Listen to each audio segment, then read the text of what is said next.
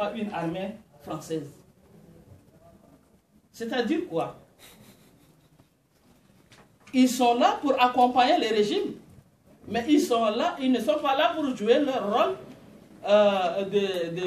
de coopération.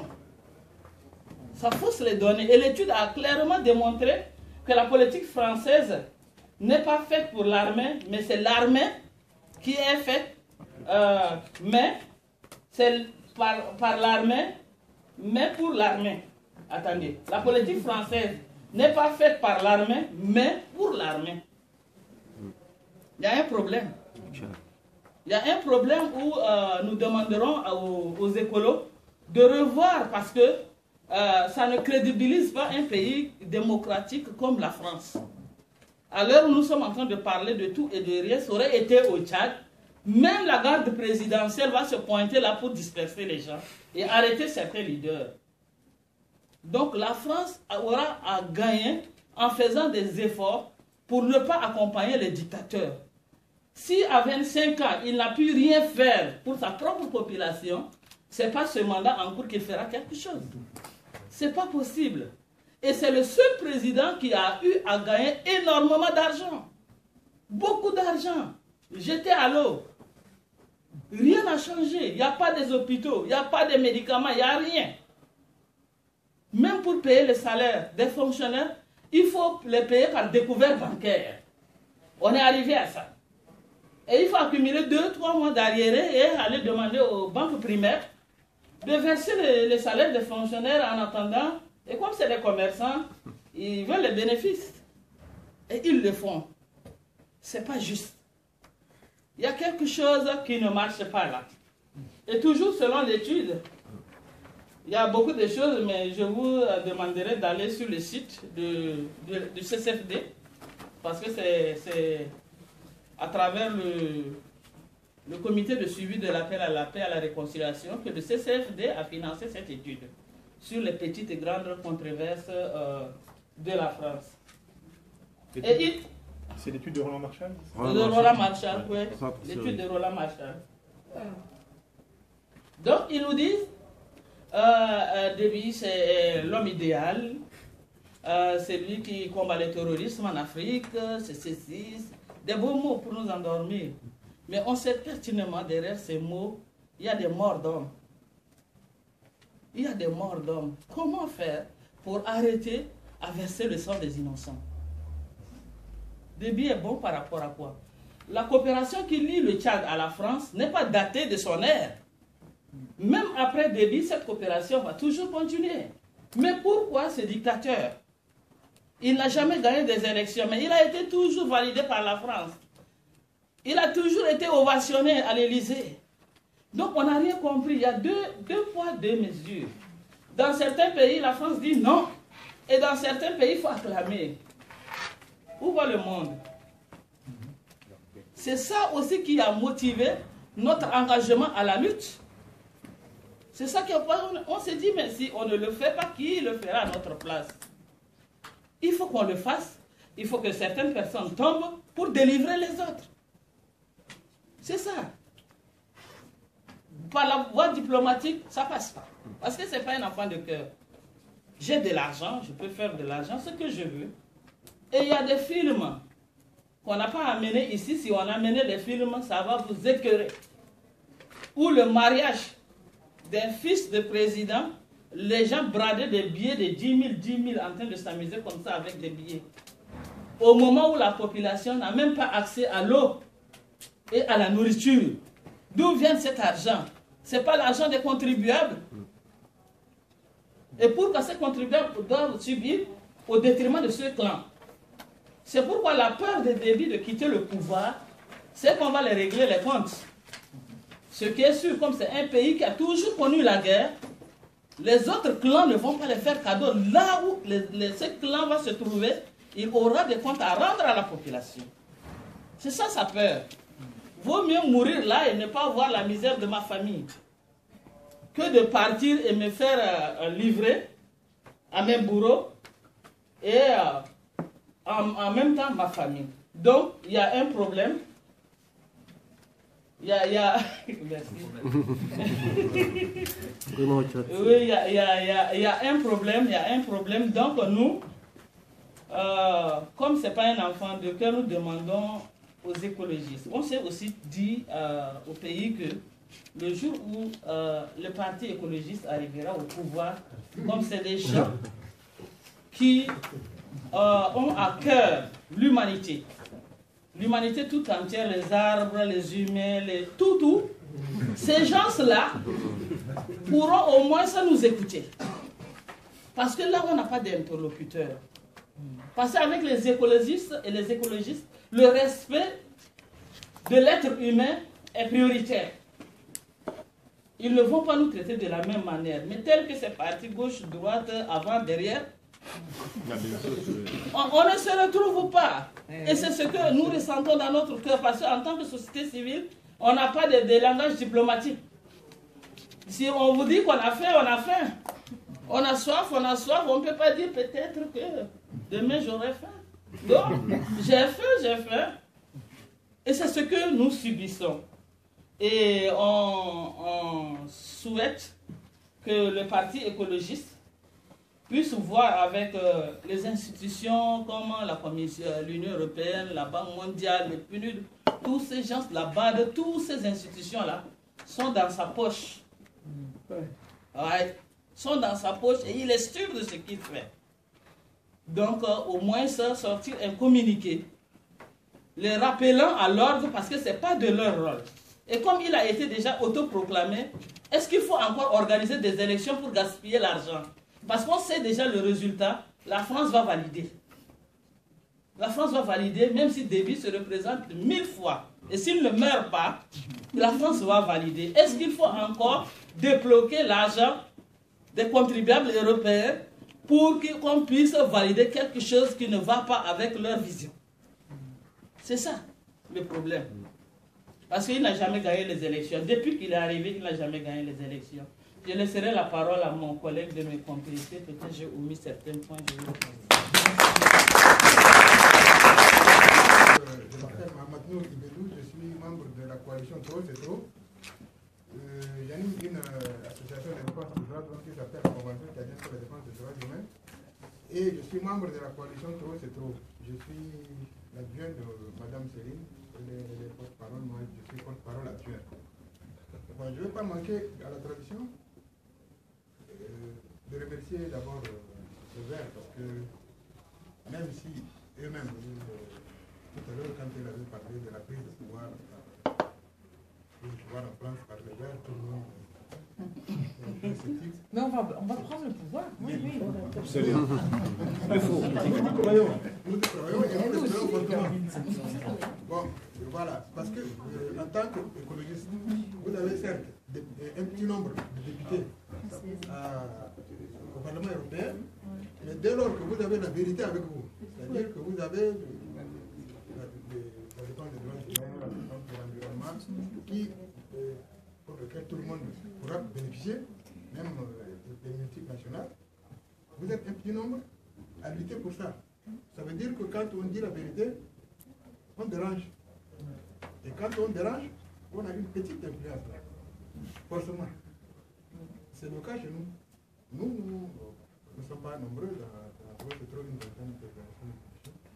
Mais nous pesons quand même. Le gouvernement, lui, il a créé un autre contre nous, une coalition toute pas américaine, qui prend systématiquement le contre-pied de toutes les déclarations que nous faisons. C'est de bonne guerre. Voilà, donc je voudrais donc sur quelques petits points simplement. Je ne reviendrai pas sur le caractère clanique du régime, c'est étalé suffisamment. Mais le Tchad est le seul pays où il y a des milliardaires, le seul pays africain où il y a des milliardaires de 17 ans. Milliardaires à CFA. Ça, c'est des milliardaires qui appartiennent à la famille. Mais le Tchad est également l'un des pays les plus pauvres de la planète en ce moment. À côté d'un petit milliardaire à côté, son voisin avait peut-être 500 francs, je pense, pour faire brûler la mamie, il n'en a pas. Ça, c'est la grande majorité. Donc, le système est clanique et il s'est accaparé de toutes les richesses nationales. La grande masse est laissée pour compte. Parce qu'il n'y a même pas de l'eau. Il n'y a même pas d'eau. De l'eau potable. Il n'y a pas une couverture sanitaire digne de ce nom. D'ailleurs, c'est ce qui fait le petit avantage de l'antenne médicale du dispositif épervier. Donc, de temps en temps, comme la couverture sanitaire est défaillante, eux, ils prennent le relais, et pour certains malades, c'est dans leur antenne qu'on soigne. Donc, ceci étant, le régime, du point de vue des relations avec l'armée française sur place, pour nous, l'armée française protège le régime. Et là, ce n'est pas une affirmation gratuite, c'est quelque chose que nous avions vérifié. Lors de l'entrée des rebelles, en 2008, l'armée française a participé à blocage repoussé. À l'avancée. Voilà. La réponse est que non. Non, ils ont participé. Il y a des commandos français qui étaient entrés dans la bataille pour repousser les rebelles.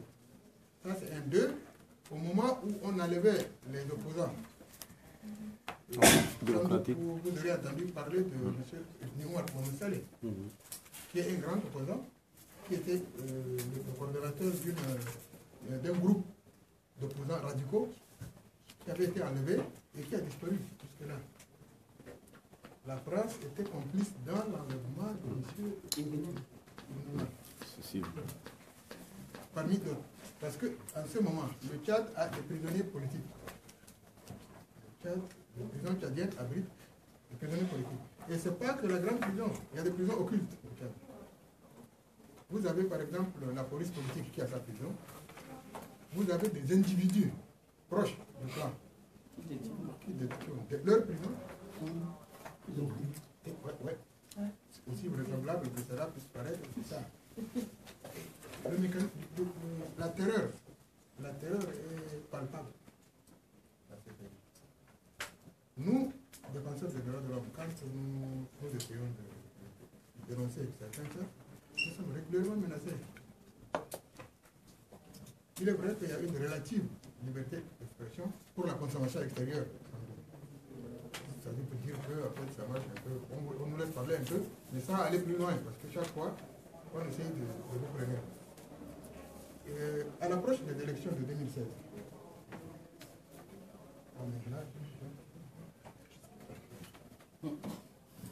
bon, je vais parler des élections puisqu'il me dit que mon temps de parole est limité. Donc, pour ce qui concerne les élections, on va passer à des points un peu plus importants. Il y a des délégations, il y a des observateurs européens qui portent dans des bureaux de vote, qui regardent le bourrage des urnes, qui le constatent. Ils en parlent là, entre eux, ils en parlent au café, nous on a des amis, on écoute. Mais à la fin, on dit que les élections, les quelques manquements ne sont pas de nature à entacher.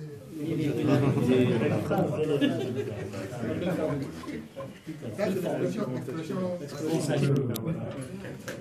La CENI, la Commission nationale électorale indépendante, vous pouvez le deviner, elle n'est pas indépendante du tout. Pourquoi? Parce que d'abord, ce président est choisi par le président du pouvoir. Ses membres sont cooptés pratiquement. On peut savoir de croire que c'est un représentant de la société civile, un représentant de je ne sais pas quoi, mais en fait, c'est des gens proches du pouvoir. Donc, la CENI organise pratiquement la fraude, et la fraude est validée par l'institution qui valide les élections. C'est-à-dire qu'il y a une commission nationale de dialogue politique. Non. Le Conseil constitutionnel. Le Conseil constitutionnel, voilà. Et ce Conseil constitutionnel, il est composé naturellement des proches du pouvoir. Donc, la CENI organise des fraudes, le Conseil constitutionnel les valide. Le débit est pratiquement assuré de pouvoir à vie.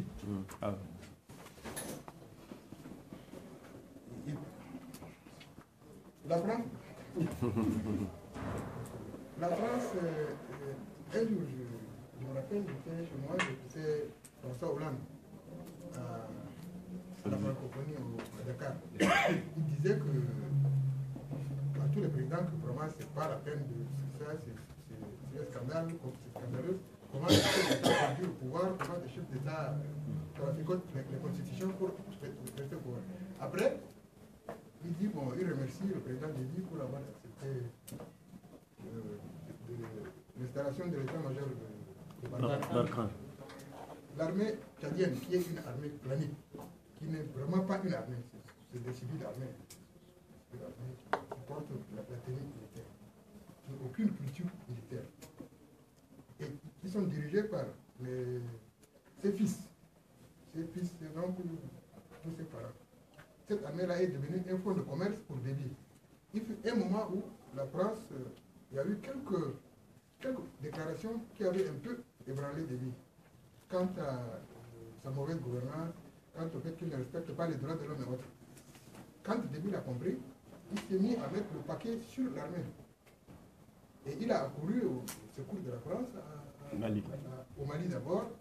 Ensuite, quand Boko Haram a commencé, la France commence à s'inquiéter, tout ça. Il a envoyé ça, d'abord il a envoyé des troupes maliennes sans consulter l'Assemblée. C'est après qu'on a validé. Parce qu'en fait l'Assemblée c'est une chambre. Ça c'est un autre problème encore. Donc, nous c'est pareil.